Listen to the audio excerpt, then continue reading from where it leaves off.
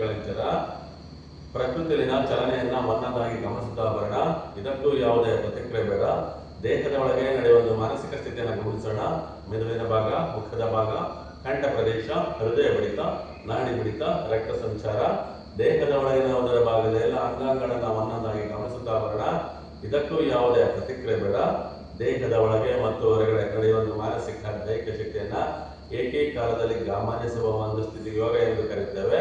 ಇದಕ್ಕೆ ಪೂರಕವಾಗಿರುವಂತಹ ದೇಹ, ಮನಸ್ಸು, ಆತ್ಮ, ಅಹಂಕಾರ ಇವುಗಳ ಸಂಯೋಗದೊಂದಿಗೆ ಇವತ್ತಿನ ಅಭ್ಯಾಸವನ್ನು ಪ್ರಾರಂಭಿಸೋಣ. 2 ಹಸ್ತಗಳನ್ನ ನಮಸ್ಕಾರ ಸ್ಥಿತಿಯಲ್ಲಿ ಇರಿಸಿಕೊಳ್ಳೋಣ. ದೀರ್ಘವಾದಂತಹ ಉಸಿರನ್ನು ತಗೊಂತ ಅಕಾರ, ಉಕಾರ, ಮಕಾರದೊಂದಿಗೆ ಓಂಕಾರ ಇರುತ್ತಾ ಇವತ್ತಿನ ಅಭ್ಯಾಸವನ್ನು ಪ್ರಾರಂಭಿಸೋಣ. ಶುರು.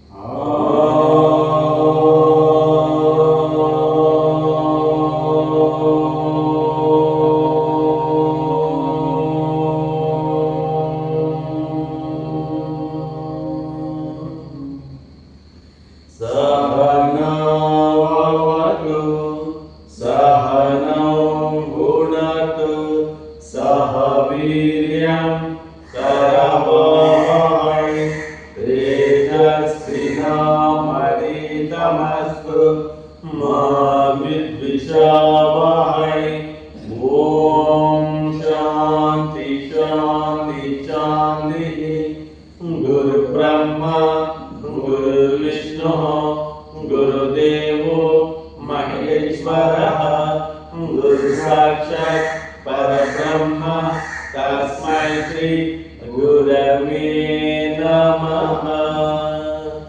ಹಾಗೆ ನಿಧಾನವಾಗಿ ಮುಂದೆ ಬಾಗಿಲು ಮುಚ್ಚಿಸೋಣ. ನಮ್ಮ ಗುರು ಹಿರಿಯರಿಗೆ, ತಂದೆ ತಾಯಿಗಳಿಗೆ, ಯೋಗ ತಿಳಿಸಿಕೊಟ್ಟಂತ ಪತಂಜಲಿ ಮಕ್ಕಳಿಗೆ ವಂದಿಸುತ್ತಾ ಎಲ್ಲರೂ ಕಣ್ಣ ಮೇಲೆ ಬಟ್ಟಲ ನಿಧಾನವಾಗಿ ಮೇಲೆ ಬರೋಣ. ಕಣ್ಣನ್ನ ಬಿಚ್ಚಿ ಮುಚ್ಚಿ ಮಾಡುತ್ತಾ ಅಂಧಕಾರದಿಂದ ಬೆಳಕಿನ ಕಡೆಗೆ ಬೆಳಕನ್ನು ನೋಡುತ್ತಾ ವಾಸ್ತವನ್ನೇ ನೋಡುತ್ತಾ 2 ಹಸ್ತಗಳಿಗೆ ಸ್ಪರ್ಶ ಕೊಡೋಣ.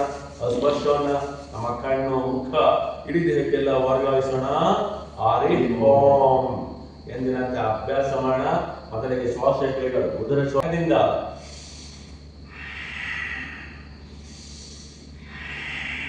ಹಸ್ತ ಮೇಲ್ಮುಖ,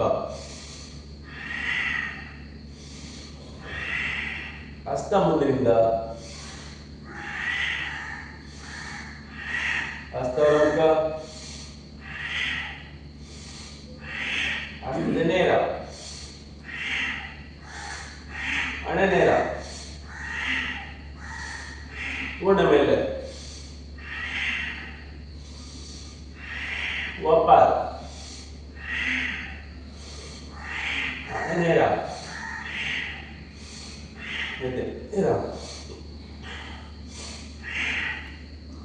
ಮಾತ್ರ ಶ್ವಾಸ 2 ಹಸ್ತ ಉಸಿರು ತಗೊಂಡ ಮೇಲೆ ಉಸಿರು ಬಿಡಿ. ಓಂ ಏಕದಂತಾಯ ವಿದ್ಮಹಿ ವಕ್ರತುಂಡಾಯ ಧೀಮಹಿ ತನ್ನೋ ದಂತಿ ಪ್ರಚೋದಯಾತ್.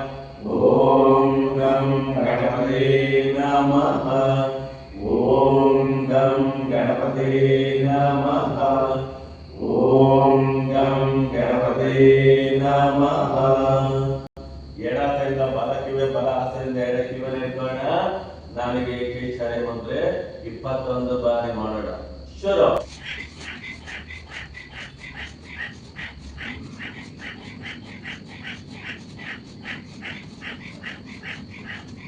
Sorry.